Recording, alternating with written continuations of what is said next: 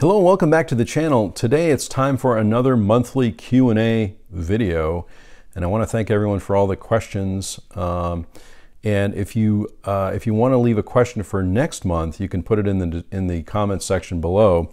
And the first question comes from Rob of the Movie Vault. He says, and you can see I have my questions right here. Hey Dave, question for the next episode. You've spoken about your background in the theater before. If you could be an actor in any movie, what movie would it be, or what director would you like to work with? Well, I'll answer both questions and just say, I think you know the answer to this one, Rob. Jaws, right? I would have loved to have been in Jaws, although the filming experience didn't sound very appealing, but I would probably want to be Chief Brody in Jaws. That would be the role that I would enjoy. And directors, of the living directors I'd love to work with, Steven Spielberg, Brian De Palma, Martin Scorsese, and I think my favorite in recent years, which I've talked about on the channel, Kelly Reichardt. I just absolutely love her films, and I would really love to be in one of her films. That would be great. Great question. From Joel, congrats on 1,000 subscribers. Thank you very much. Yes, my favorite film of the year was Tenet, which would highly recommend if you get the chance. I am planning to order that. I haven't seen it yet. For 2021, will you be planning to get into another director like you did with Tarkovsky last year? Hope you're having a wonderful year. I hope you're having a wonderful year as well. I really am thinking about getting into another director this year. Lately, I've been interested in Martin Scorsese, so I might do a study of Martin Scorsese films. I'm really into Al Pacino films this year too. And of course, Federico Fellini. I just picked up last year picked up the box set, the Essential Fellini set, so I might actually go through that set and do a study there. Great question though, thank you so much for that. From Rafik, hi Dave, just wondering if you've seen The Color of Paradise by Majid Majidi, and if you have, what did you think of it? Should it be a Criterion release if it's not already? Rafik, thanks for the question. I haven't seen the film yet, but it is on my watch list, or my to-be watched list, and hopefully it will get a Criterion release. That would be great. I love seeing new films that I haven't seen before, in particular on Criterion, so that's a great question. From Kara, I have another question if you don't mind. If you could only watch 2 musicals for the rest of your life, which would you choose? Which 2 would you choose? I really had a tough time with this one, and I actually picked 4 musicals, so I hope it's okay if I watch 4 musicals for the rest of my life. But either of these, if I were to pick 2, I'd be completely okay with it. The first one is Stephen Sondheim's musical Company, and I really love Stephen Sondheim. I think he's a great writer, director, musician, etc. And so I would love to watch this one for the rest of my life for sure. The next one is Brigadoon. I really like this one. For some reason, I really enjoy this one. I'm not sure why exactly. Gene Kelly, it's maybe not the most popular musical, but I really kind of go to this one quite often. So I would love to watch this one for the rest of my life. The next one is Guys and Dolls with Marlon Brando and Frank Sinatra and Gene Simmons and Vivian Blaine. I would love this. I just love this musical, and I put it on quite often. It's on Amazon Prime also right now, so I tend to just put on, even if it's for 15 minutes to watch a musical number, I will put this one on. And then finally, the Blues Brothers. I would love to watch this one over and over again for the rest of my life. So there's the front and the back of that one. This happens to be a 4K. But what a great question. It's really tough to pick favorites a lot of times, but you know, any combination of those 2, Kara, I would love to watch for the rest of my life. Great question.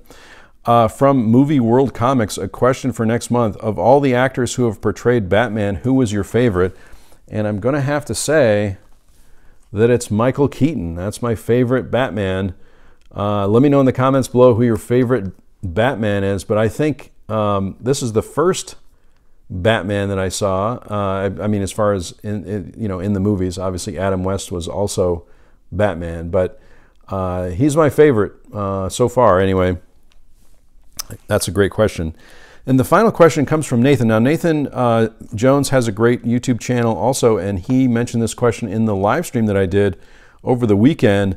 This is a really tough question, but I'm going to see if I can answer it. What is your favorite release from each boutique label? Now, I'm only going with the films that I have, so if you have a favorite from some of these labels, let me know in the comments section below, and I will definitely check it out. I'm always adding films to my wish list. So what's your top film from each? Arrow, Criterion, Indicator, Warner Archive, Kino, and Scream Factory.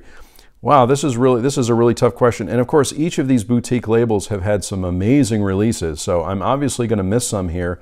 I'm only going with the ones I have in my collection. So again, if you've got a recommendation, leave it in the comment section below. But Arrow, I'm going to pick Arrow first. This is my favorite Arrow. I only have 2 Arrow releases, but this is John Frankenheimer's Ronin, and I really love this movie, and I love John Frankenheimer movies in general. You can see how many special features it has as well. Really, really great. This one has a slip cover, and I'll just open it up real quickly here just to show you the inside, which is very cool. Some very cool artwork in there too on the booklet that's in there. But again, Arrow has had so many great releases that I'm sure there's others out there that I would really enjoy. I just don't have that many Arrow releases at this point. Criterion, I think you all know, and I'm not going to hold it up again, but the Ingmar Bergman film set is my absolute favorite Criterion release of all time still. After over 1,000 Criterion releases, it's my favorite. The 39 film set is, you know, for me, just an amazing set. I went through all the films in 2019 and I really enjoyed it.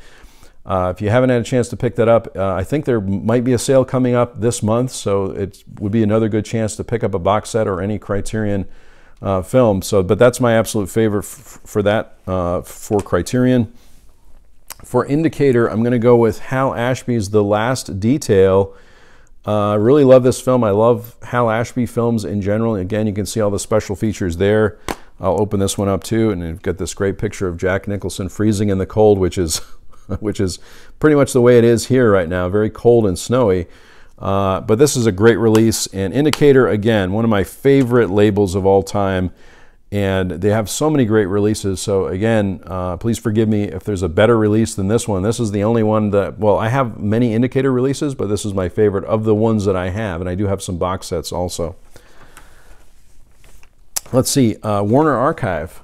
I'm going to go with one of my favorite comedies of all time, The Goodbye Girl with Richard Dreyfuss and Marsha Mason. I've watched this movie over and over again. I've saw it in the theater, of course. And I think I'm just a fan of any actor that was in the movie Jaws, and this happens to be Richard Dreyfuss, I think a couple years after he made Jaws, and I really love this one.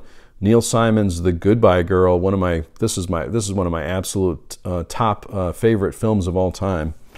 And let's see, Kino.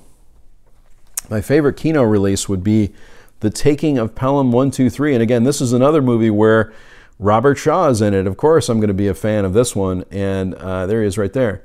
And so I just love this. I know there was a remake of it. This one also has some special features on it, an interview with actor Hector Elizondo, interview with the composer. I love the soundtrack of this movie. Wow, what a great soundtrack it is. Interview with the editor, Jerry Greenberg, and audio commentary by actor and filmmaker Pat Healy and film historian Jim Healy. Trailers from Hell with Josh Olson, and animated montage of stills and posters. This is a great release from Kino Lorber, so I highly recommend this one. And I was trying to see if I thought there was some interesting artwork here on the inside cover, which is very cool, which I hadn't really seen before, but there you can see on the inside there. So again, Kino Lorber, one of my favorite labels, and they have so many great releases, so I'm only picking one out of the many that you know, that they've released and also that are in my collection. So, and finally, Scream Factory. I'm going to have to go with John Carpenter's The Thing, one of my favorite movies from John Carpenter. Of course, I'm a big John Carpenter fan as well, but this is a great release also with so many special features. 2 discs on this one, new interviews with cast and crew, lots of great special features on this release. So that's my favorite from Scream Factory. And let's see, that is going to do it for all the questions for this month for the Q&A video. If you have another question for next month's video, leave me a question in the comment section below, and I'll be happy to answer that. I just love all these questions too, so keep those coming. Thanks so much for watching today. I really appreciate it. If you haven't subscribed to my channel, please subscribe, and again, feel free to leave me comments and questions. I really enjoy that. I sincerely hope that everyone is safe and well, and I'll talk to you soon.